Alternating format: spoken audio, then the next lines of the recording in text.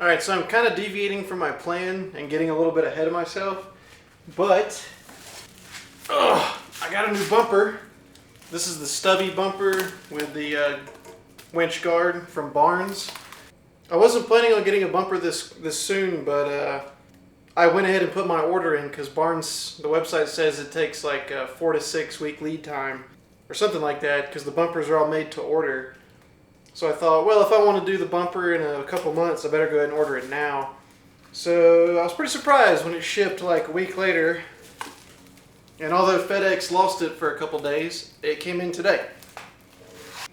I also got the Fair Lead from Barnes as well.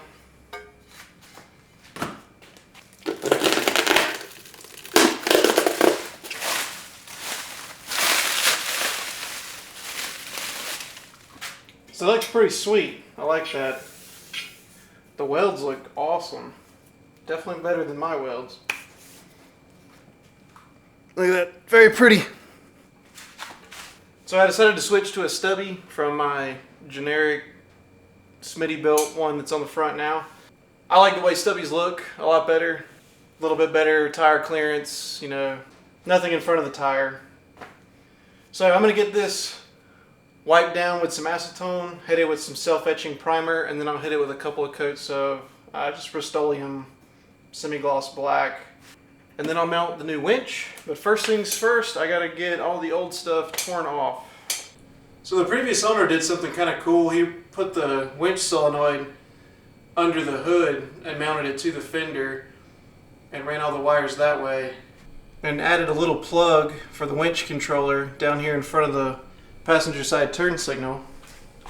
It's really cool and all, it's just not what I want. And I don't want to keep this old Smittybilt. I don't particularly trust it. Alright, there we go. You see how discolored and blistered these power cables are? So this winch needed work anyway. I mean, it was working, but I just don't trust it.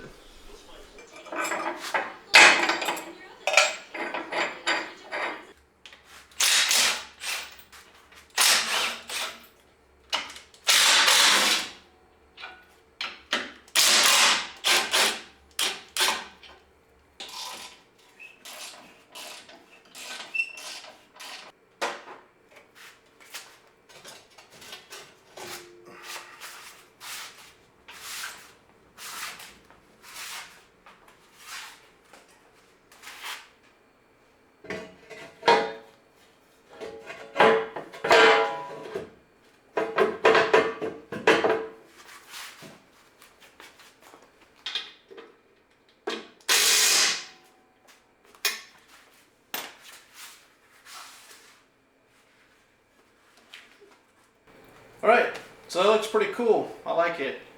I am going to have to clearance or open up this hole on the bottom down here on the driver's side. It's just barely not letting the bolt fit. All the other ones fit, the other 5. Just that one is barely missing, so I'll need to open it up like a 1/16 of an inch, if that. This Jeep has been in a fender bender once before, 2 previous owners ago. So I'm going to say that's probably not Barnes's fault or, you know, an error or problem with the bumper fitment. It's probably just the Jeep is a little tweaked. So, you know, I won't hold that against them. But looks pretty cool. I'll get that clearance, get it wiped down and painted, bolt the winch on, mount it up, wired up. Alright, it's been a couple days. I got the bumper all painted up and winch fair lead mount painted up. So I'm going to get the winch bolted on and get this bumper on.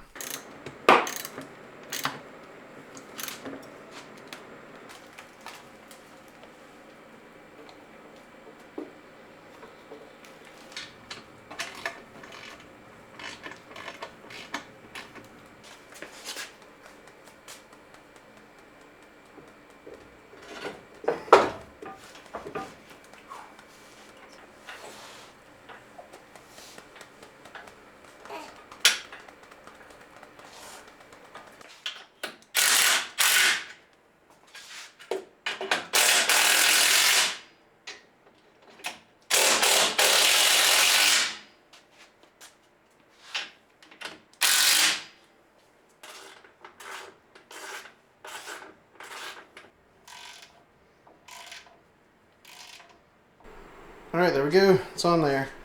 I got new grade 8 hardware for the top. I used the factory Torx bolts. Underneath, I just painted the heads black to make them look a little better. But it looks pretty sweet. I do like the stubbiness. I had to get 2 more bolts to mount this winch. They only provided 2 bolts that were the correct length. But I keep a assortment of bolts under my workbench here, and I needed 2 more of these M10 1.5 by 40s.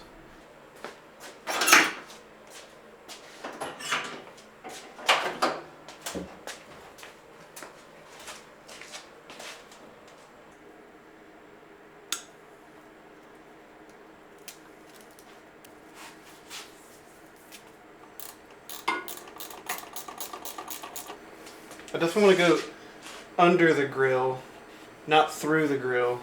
In case I ever want to take this off, I don't have to unhook the winch lines. Luckily there is a ton of room on a YJ to route these.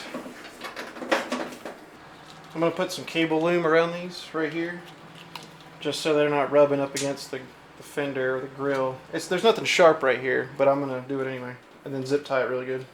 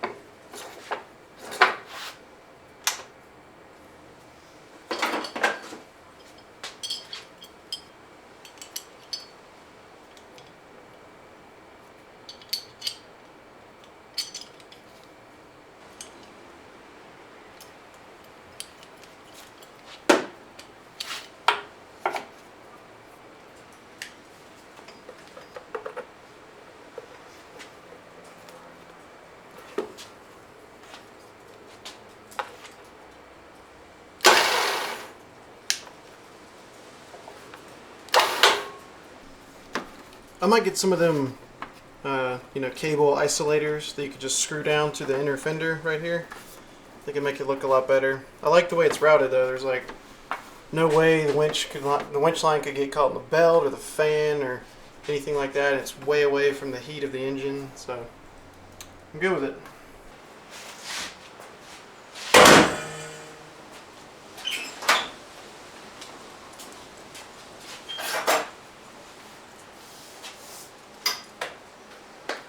Alright, that's it. I think it looks pretty cool. Here's the remote for it. I can get a wireless one, if I feel the need to upgrade in the future, but I don't know. I don't see that I really need a wireless one. It's just like a nice feature to have, but I saved a little money on the original purchase price of the winch by just getting the wired remote. Also, I'm going to keep a pair of shackles in the Jeep, but I'm not going to keep them on the front bumper. I just don't like the way they look on this front bumper because they kind of like kick out at an angle off the front, and I don't know, I just don't like the way it looks. So I'm just going to keep the hook tight on that one, shackle mount, and then I'll keep these in the center console.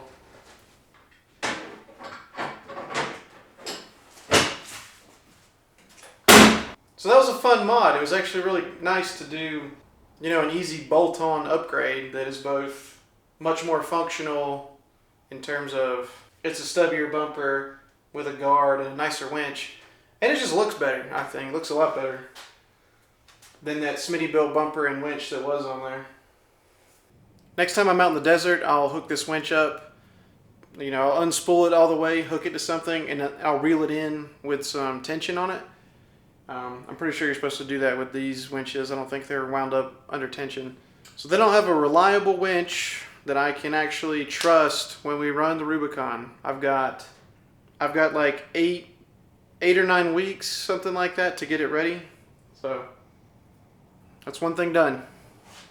I'll feel a lot better going across the trail with that on the front of it.